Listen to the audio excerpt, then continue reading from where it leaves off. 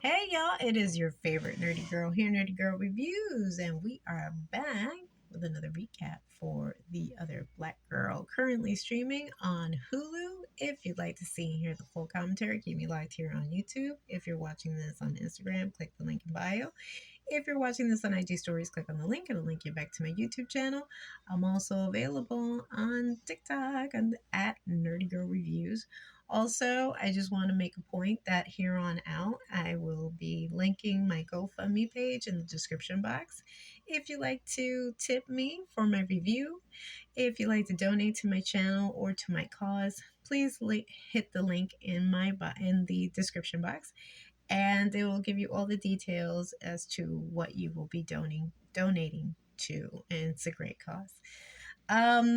At least I think so. Anywho, it will help me out immensely. But if you like to hear more commentary, keep me locked here, and we will be right back. Yes, yeah, we are in spooky season, and you know my beloved props. I love these props. This nice broom I didn't say I made, but I definitely did buy from Target. They did not bring these back, but the little lights embellishments are from the Dollar Tree, and I painted a little bit of the broomstick. But yes, I already went over my prompts. If you'd like to see how I describe them, click on the other link that I just reviewed and I uploaded for Sex and the City Season 2 on Max. But yes, let's get into The Other Black Girl on Hulu. Now, I love this. I love this series. And yes, I'm dressed like one of the characters, one of the editors. And let me take this off because the reflection is a little distracting. But yes, I think her name is Vera. And she is our main protagonist's boss. So basically, Meryl Streep's character, because this is very reminiscent of like Devil Wears Prada, at least the first opening sequence to the show, the first episode. Yes, Nella Rogers, played by a very precocious and talented young lady of Sinclair Daniel. And I am dressed as Miss Bellamy Young. Her boss's, the character's name is Vera Perini. And this is all influenced by the book author. This was her baby, her creation, and I believe she also contributed to the show, the Hulu version of it. But the original book, the book author's name is Zakiya Delilah Harris, who I believe she was working for a publishing house while she was inspired to do this particular book. And it blew up. It was a New York Times bestseller, and it would influence the show. And I'm glad that the book author can transition from book author to screenwriter because she would know best her characters. The show has instances for me like Nancy Drew, Devil Wears Prada, Dear White People, I think it's the show's called, on Netflix, and very suspense thriller, ghosty, sci-fi. I mean, it's not really sci-fi, but there are like instances.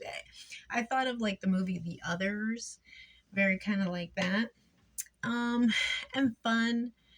Um, it definitely keeps you on your toes, and I'm very surprised that it wasn't like an hour long because most of the show is like 30, maybe close to 40 minutes a piece. It wasn't a full hour, but honestly, I would have been just as hooked because the characters were that captivating and funny and pensive.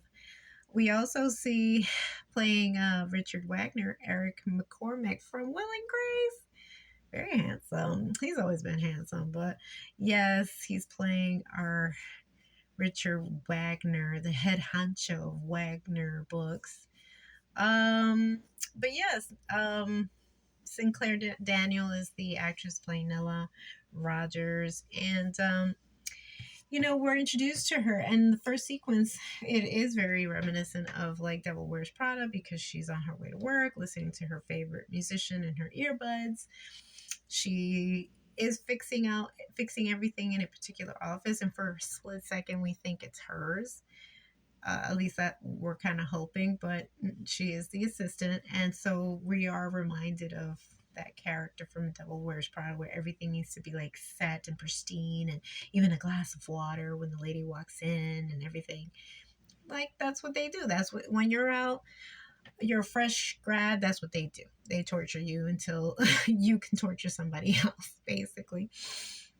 But she is literally the only black girl in the office. And there was one other in 1980, so she was not probably even born yet. And there's like this hallway of like all these famous editors. And although this woman had a brief stint, she made quite the impact, this other editor from like the late 80s. She was the person behind, I think it's called Braveheart.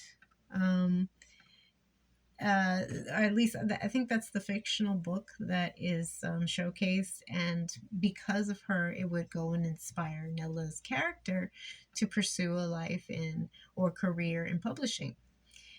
Now, um, Nella, wants to reach that rank, that brass ring of editor, like her hero, her unsung hero here, who oddly disappears. We don't know what exactly happens, because also the opening sequence, you can see that she's either going through some kind of psychotic break or meltdown, and as she's going home, and there's an irritant, I think, in her scalp, because every time she scratches, like there's blood coming out. And then on her way home, in her commute, the train is like spotty, the lights are flashing on and off, and then all of a sudden there's like a group of people who are in front of her, so you're kind of led to believe, is she really seeing that? Is it a hallucination? Is she a part of a cult? And all of a sudden the flashes go in and on and off, and then she disappears, and then she's like never seen again. So that remains a mystery. Nella has instances of like she sees something that's reminiscent of her, in like either in the shadows, in her computer screen, in elevator reflections. That I'll get back to in my review, but I just want to leave that there for you to mull over. And then, but she feels alone. She had a friend that is going off to law school, but then, and she was Asian, but then they hire the other black girl, another black girl. And there's this instance of like camaraderie. And I will say that I don't know if this book is relevant or if it influenced the author. I know to most educators, when you're in the training of like early childhood education, they kind of suggest it for people to read, especially people who are not people of color, so that they can better relate to children of color when they go into urban settings to teach. But it was a New York bestseller, and it's called "Why Are All the Black Kids Sitting Together in the Cafeteria" by Beverly Daniel Tatum. And it kind of speaks. Well, this is a really rapid synopsis, but it's a best-selling book on the psychology of racism that shows us how to talk about race in America. But I think there's this instant bond, because again, she doesn't have other people who look like her in this office. And they hit it off smashingly well from the very beginning. And at first it seems like, oh, they're going to be the best of friends. But then there's this instance where this is book in question. Their book author that they just love to brown nose all the time, because he's the reason why the lights are still on. Again, books are a tough sell these days. I mean, there are audiobooks, but yeah, even if you have a bookstore, it's hard to maintain that, because it's now like reaching dinosaur status, and everything is now all on the internet. Everything is downloadable. Everything is on an app. But yes, the book author Colin Franklin, played by Brian Gardner. Baumgartner. Sorry if I'm butchering your last name, but I've seen him before too. He's again, another character actor. You always see him in things. And he has this very, tough pill to swallow kind of book. And as he's writing about other races, and I don't think he took the time to be sensitive and not to be tone deaf when it comes to writing about something that you don't know about. Nella picks up on it and tries to warn her editor, like, maybe this is something that needs further research, perhaps not see the light of day to avoid backlash. Um, but very reminiscent. I don't know if around the time the book author was influenced by the controversy behind the book called American Dirt. And I think the author's name is Janine Cummings. And it has nothing to do with the story that is being influenced, being spoken about in the show. But it is a racially charged book based on border towns, I believe Mexican American culture. She herself is Caucasian and is writing, not that you have to be always the race of a particular character, but do your research, and if not, do even more research, just so that you don't come across as tone deaf or racist. And that in itself has so many controversies, and I'll link in the description box below, but it has something to do with that. So very similar to this book author, and lo and behold, I believe it does see the light of day, or somebody leaked portions of the novel, and all hell breaks loose, like Nella had anticipated.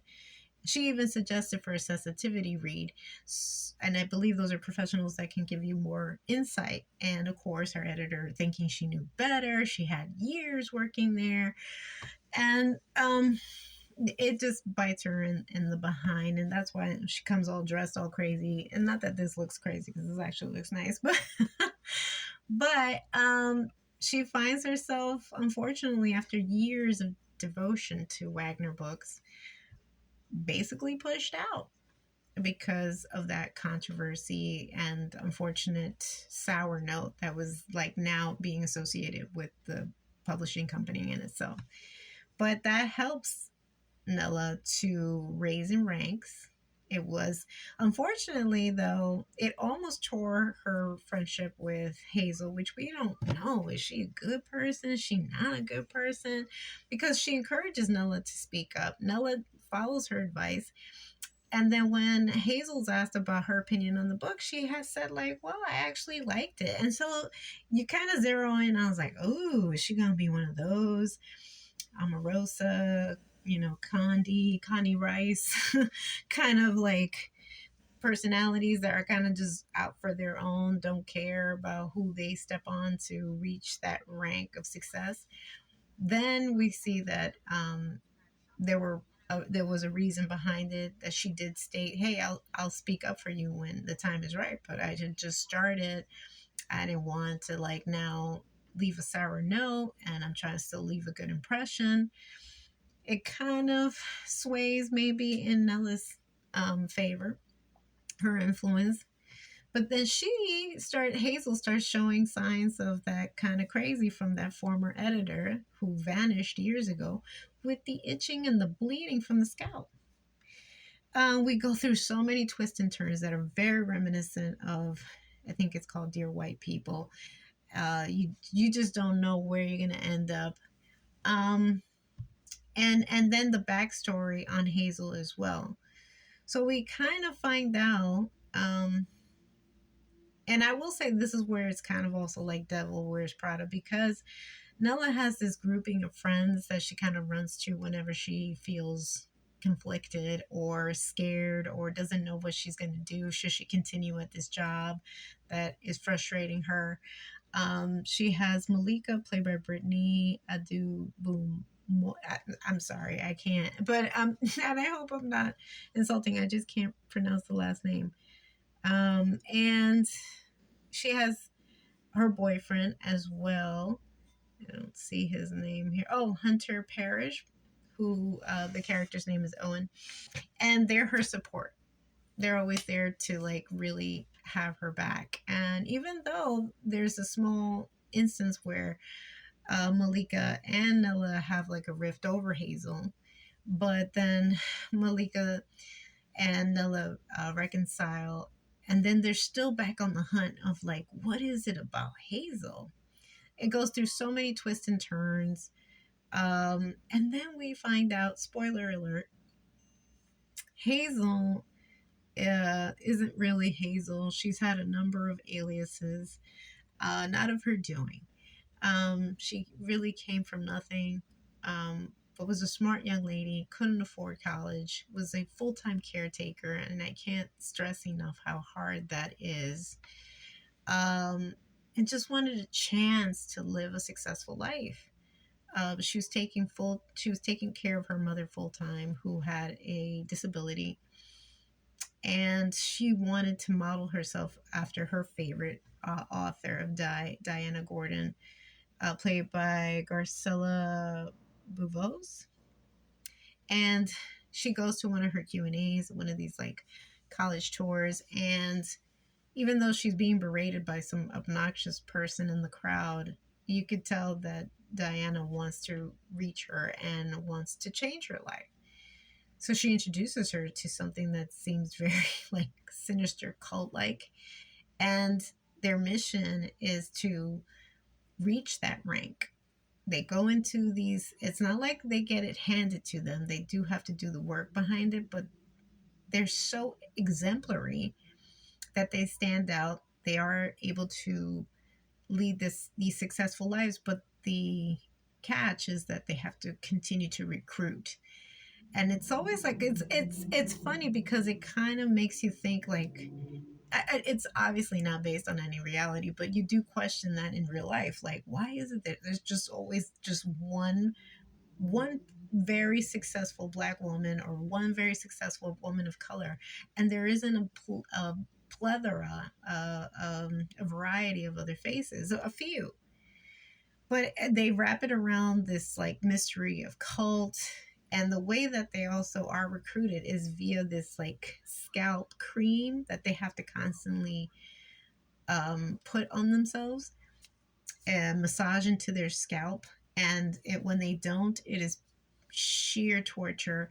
It's not to straighten their hair. They obviously are all sporting their own natural curl. So it's a curling cream, but it also kind of changes their mental wave or something along those lines, where it changes their personality, not to fit in, but to just be exemplary. But at the same time, it's not of their own free will. It's the cream.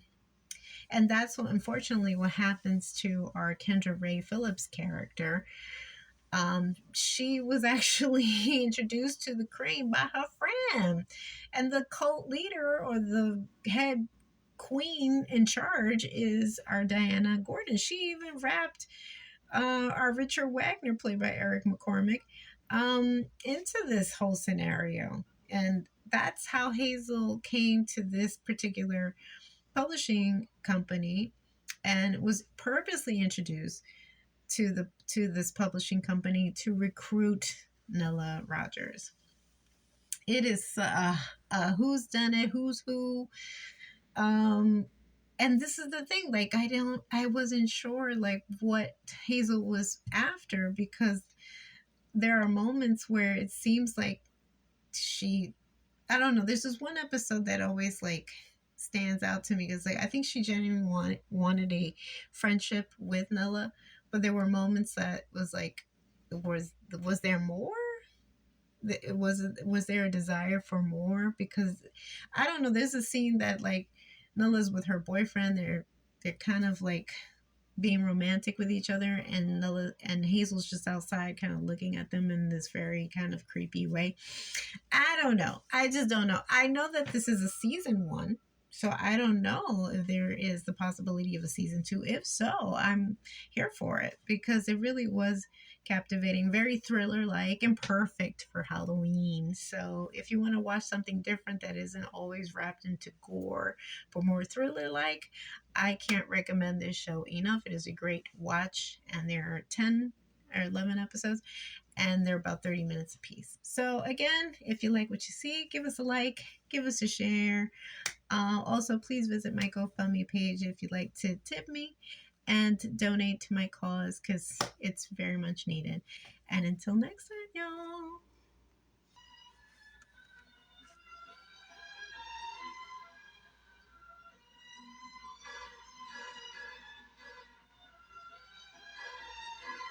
That was played in the soundtrack. They had great song selections for this show, by the way, too. This is Busta Rhymes. Give me some more. This is the instrumental.